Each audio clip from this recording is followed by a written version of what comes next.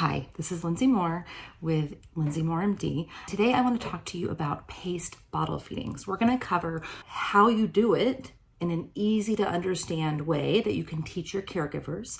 So, what is paced bottle feeding?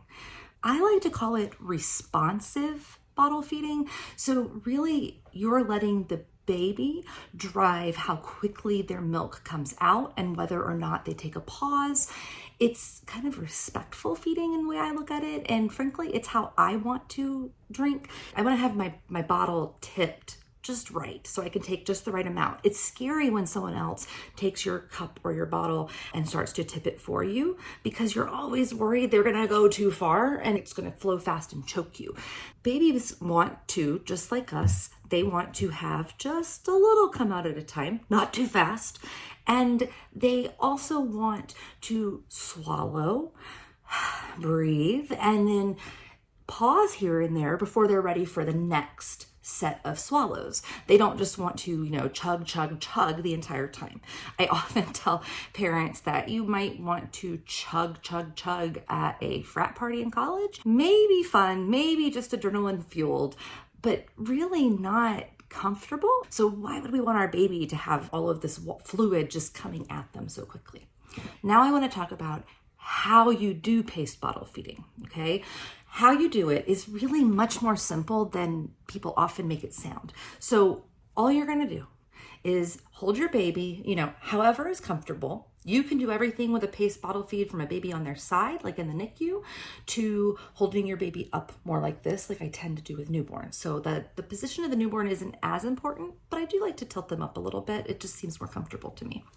So all I'm going to do is not do this, okay? The old school way we've all seen it done. Instead, I'm going to tilt the bottle so it's right here. It's going to cover the whole of the nipple, right? But it's not necessarily going to cover like the entire base of the bottle here at the neck and nipple, depending on how wide the nipple is. So all I need it to do is cover the whole in order for the baby not to take air in. So if you have relatives that are worried about baby taking in air, don't stress. It's not a big deal, promise. So that's step number one.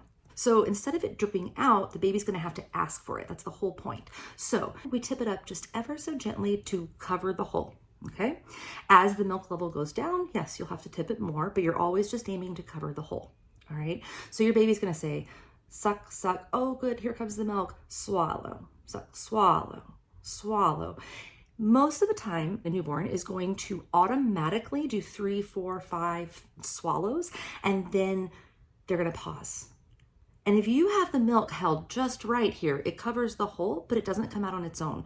Your baby could sit here till the cows came home and no milk's coming out. So what I tell parents is when the baby swallows and then pauses, don't move. Don't try and encourage, don't take it out so they come after it, just freeze. Usually after, 10 seconds, baby is gonna start to suck, suck, suck again, all right? Then you make sure it's covered, swallow, swallow where their chin comes down. We've talked about that before, that's what swallows look like, okay? Then after maybe 30, 40 seconds, I don't usually time it, baby's gonna take another pause, okay? Then swallow, swallow. If your baby doesn't do this, it's often because they've already been being fed too quickly. Don't worry, it's not over. We can teach them and train them how to do that suck, swallow, pause after a few swallow bursts. I'm gonna have another video for that.